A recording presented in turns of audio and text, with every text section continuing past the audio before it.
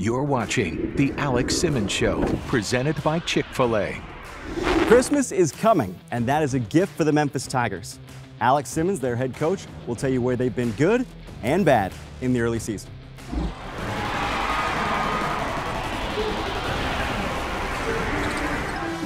The game is on. The Alex Simmons Show is presented by Chick-Fil-A. We didn't invent the chicken, just the chicken sandwich. And by Simmons Bank, the official sponsor of women's athletics.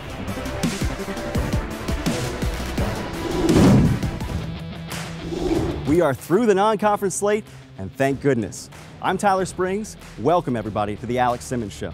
Today, Coach is going to talk about how those early season results compared to what she expected. Coach, great to see you again, and thanks very much for giving us some time here at the holidays. Your team through first 11 games of the year, 4-7. That's just a record, it's just a number, and eventually you are what your record says. But right now, I think it's okay to say you're not what your record says you are. You are the best 4-7 team in America, if you will, which carries a certain set of conditions. What have you seen from your team, especially in the later stages here in December? Well, you know, you use non-conference to really find yourself, especially when you're coming into a first year. So using our non-conference to find who we are, you know, getting better in our system, learning our system. I think that's something where it kind of goes, it's missed, where we're trying to put into a system with players who either have not played in the system or have not played together.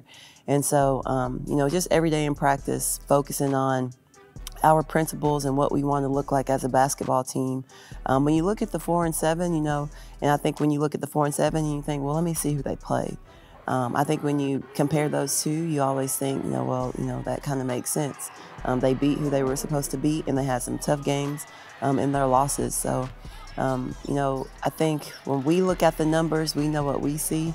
I think the result that we're putting on, the product that we're putting on the floor, obviously, we want better results. We want to win, but you know, I think our future is bright. Have you seen the team that you want at certain stretches for particular games where you feel like, well, this is really what it should look like, and this is what it ought to be on demand? Yeah, you know, in our practices, we have very few drills and a lot of prep, especially when we play games.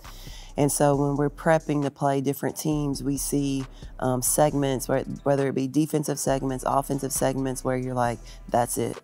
In our games, you know, when we can go from getting a steal, making a layup right into our press, turning the team over or forcing the timeout, those are the moments where I think, you know, that's what I want a Memphis basketball team to look like. Do you like this part where you have to figure some things out? Losing is not fun for anybody, but like, do you get satisfaction from finding those moments where you start to see little gems, or is it just a matter of swallowing a certain amount of inefficiency, losing until you get to the place where you're like, okay, now I know where we are? Yeah, you know, I definitely like it because I think more so for our players, when they hear our staff praising them for, you know, having great rotations or whatever the case, I think they feel good about it, that, you know, I'm finally starting to catch on, I'm finally getting it, things are coming together. I told the team yesterday in practice that, you know, I'm not a coach who comes in after a loss and, you know, is super, you know, down or negative or things like that, because I'm always searching for the next win.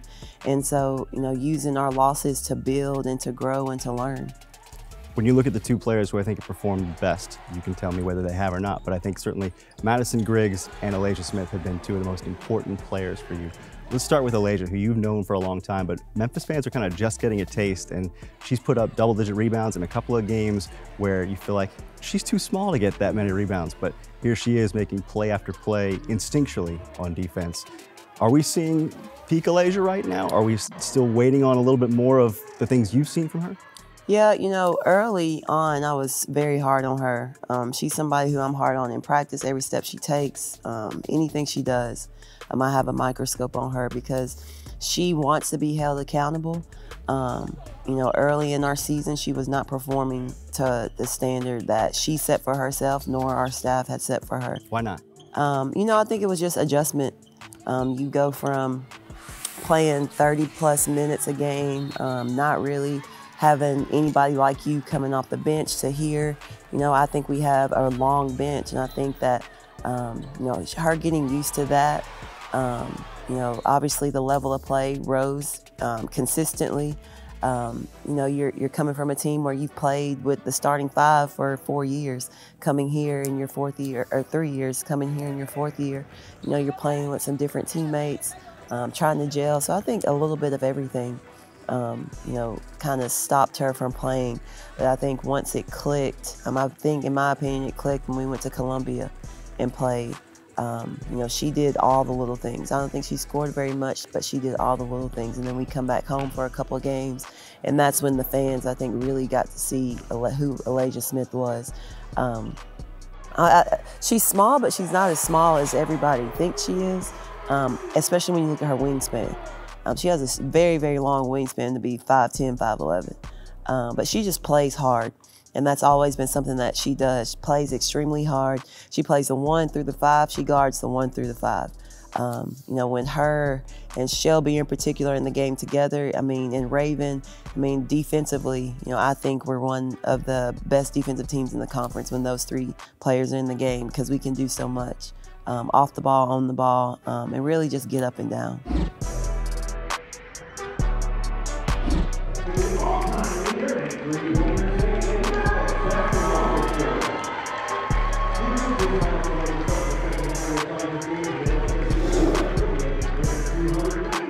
This offense is focused around Madison Griggs right now. She's the most reliable, consistent threat putting up points. I recognize that you've challenged her defensively, but are there things about her offensive game where you feel like we're in a transition phase from her being kind of an off-the-ball player and like a secondary scorer to really being the focal point that we're going to see in conference play? Yeah, you know, early in the season, we found that, you know, Maddie can run the point a little bit. You know, I think where she has been overlooked some is her getting to the rim and scoring in the paint. I believe it was our Troy game, and I felt like she really did a good job of getting to the paint. And she's somebody who's always locked into the scouting report. So if we feel like a team, you know, can't guard the ball very well, she's going to do her best to try to get to the paint first, and then kind of work herself out to the 3. I think another area of her game is her mid-range, which she always had it. It just wasn't, she just didn't use it very much, whether it was a system thing or what. But you know, because we run ball screens, that was important for her to really see when she could shoot her mid-range jumpers and get to that free throw line area. So not only defensively, but I think she's becoming more of a 3-level player. What excites you about what's to come? You know, I think going into conference play, we have a lot of confidence because we've seen that we've seen our good team at Memphis, and we've seen a bad team when it comes to us and how we play. So we know what it looks like, and we know the adjustments that need to be made when we're not playing our best. We've talked a lot about momentum plays, and we've talked a lot about momentum plays for the other team and what we need to do to stop those momentum plays without having to use a timeout. But I think, you know, again, we're heavily scout dependent. And I think that was a little bit of an adjustment in our non-conference, but I think now our players understand how important it is, our coaches understand how important it is. So when we get in the conference play, you know, hopefully we'll do what we need to do. Coming up next, a holiday chat with Lauren Ashman, the senior women's administrator who oversees all Memphis Tigers women's athletics. You're watching The Alex Simmons Show, presented by Chick-Fil-A. Welcome back to The Alex Simmons Show. Lauren Ashman is the senior women's administrator for the University of Memphis Athletics Department. That means she's the point guard for all Memphis Tigers women's athletics. And in her 5 years at the helm, she's had a lot of assists.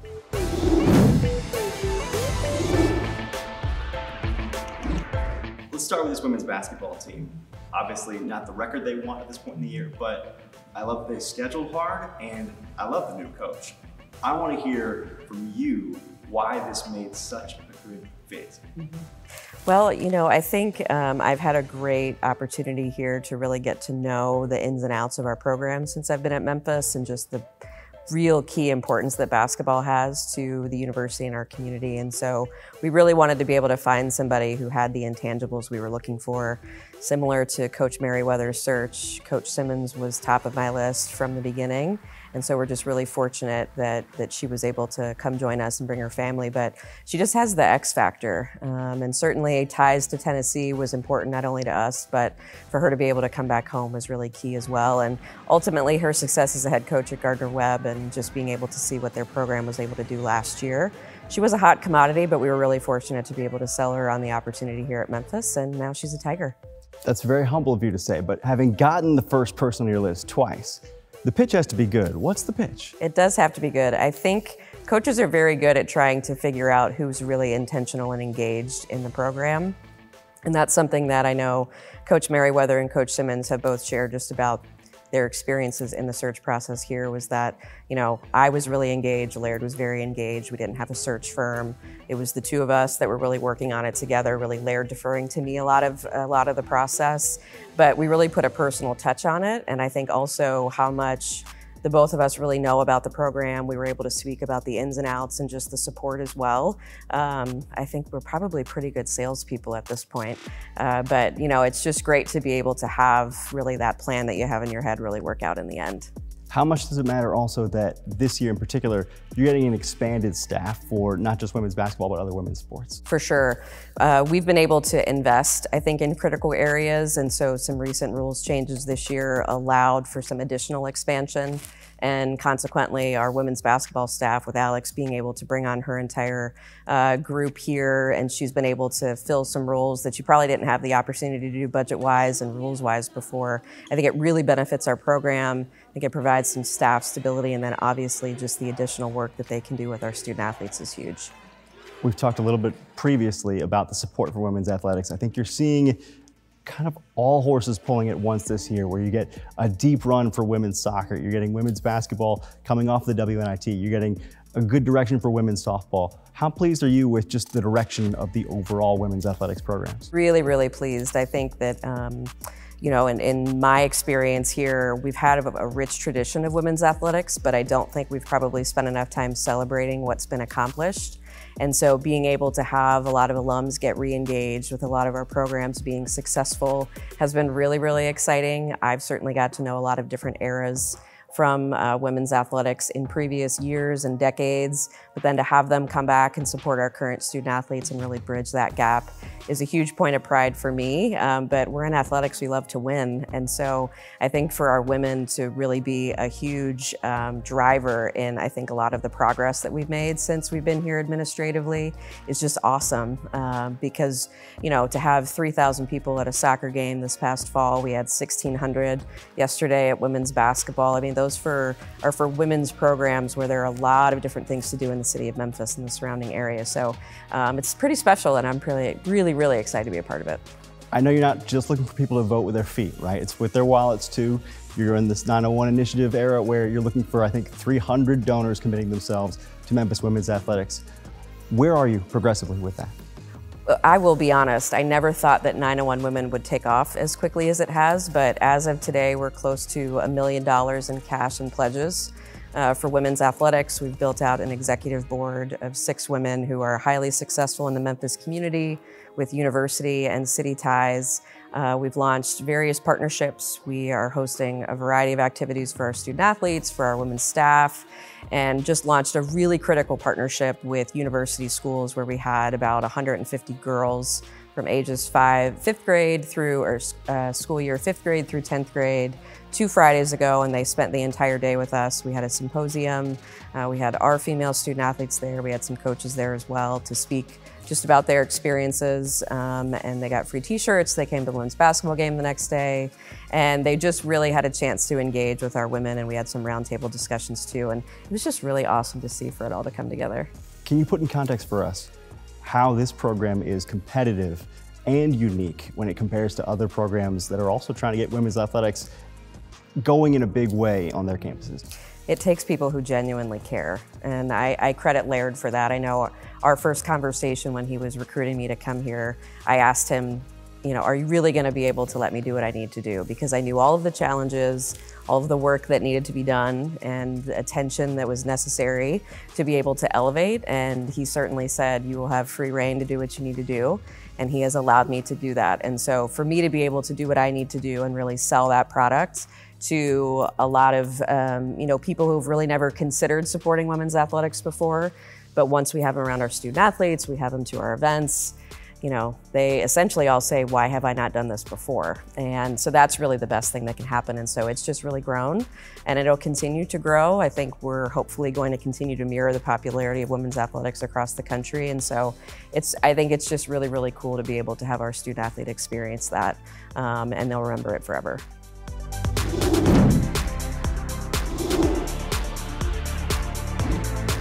Alex, I know this is your first year at Memphis, and obviously this women's team already has a lot of good support. What have you seen just from being at this university with the way that they support women's athletics? When I grew up in Tennessee, obviously, and when you thought of Memphis, all you thought about was Memphis men's basketball. Soon later, the Grizzlies came into fruition and things like that. But I think, my first game, when you look at the stands and how many people were here, women's basketball is important. We always knew high school girls basketball in Memphis is really, really good. But when you look at, the university and where we started, where we're going, I think it's a we're on a very high trajectory. We're moving in the right direction. I think our fans really love our players. After every game, there's a long line waiting for the players to come out so they can get autographs, pictures. Our Mississippi State game, when you look at that gym, and I never noticed it while I'm coaching, I always notice it afterwards watching film. It should have been considered a sellout because it was packed from wall to wall. Up next, we'll look at 2024 as the Memphis Tigers ready themselves for American Athletic Conference play.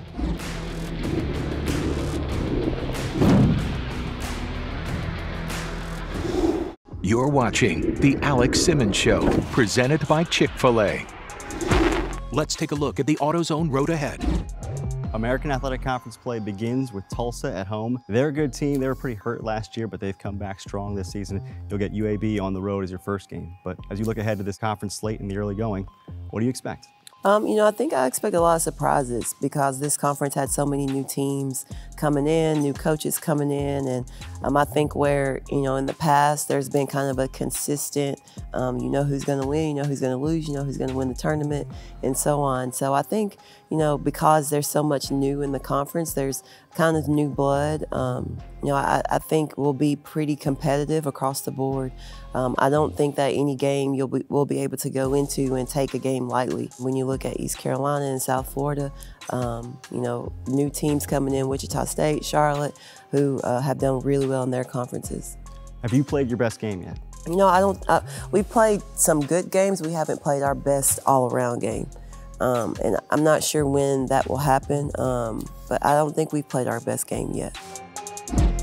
That was tonight's AutoZone Road Ahead. AutoZone, America's #1 battery destination and official sponsor of Tiger Athletics. Get in the zone, AutoZone. Looking forward to another strong run for the Memphis Tigers in American Athletic Conference play. We're back to wrap up after this. You're watching The Alex Simmons Show, presented by Chick-Fil-A. Thank you so much for joining us. From all of us to all of you, happy holidays. We'll talk with you in the new year.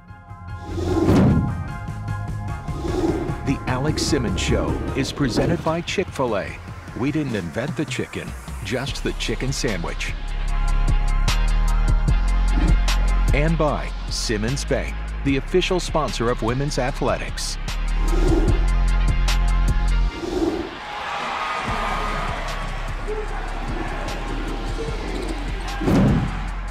The preceding has been a Learfield presentation of the University of Memphis Sports Network.